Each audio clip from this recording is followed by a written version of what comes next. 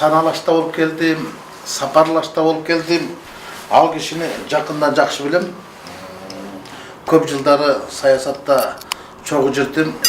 Анын артында жүрүп чоңойдум десемдер болот.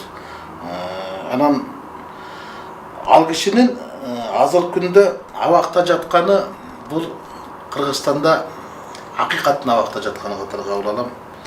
Ага козголгон кылмыш иши жасалма экенин мен башында эле айткам.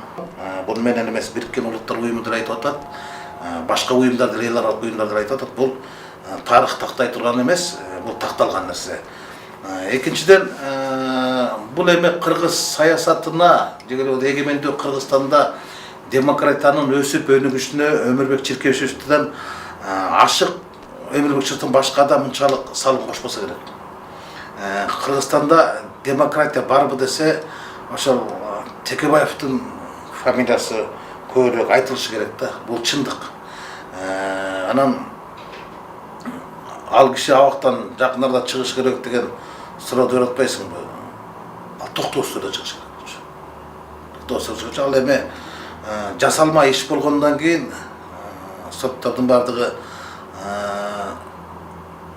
көз каранды болуп калганда, Өмүрбек Чиркешевичтин камалып жатканы бул калыстыктын камалып жатканы, анын абакта жатканы бул акыйкаттын абакта жатканы, анын темир тордун ар жагында чынжырланып жатканы бул чындыктын чынжырланып жатканы деп айта алат болчумун да. Бул менин атуулдук парзым. Мен ак караны каратып айткан адаммын.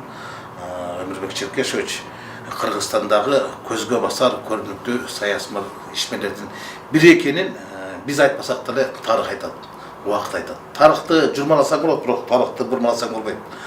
Өмүрбек Чиркешевичти канчалык жаманаттуу кылба, баары бир ал Кыргызстандагы эң көрүнүктүү саясатчы бойдон кала берет.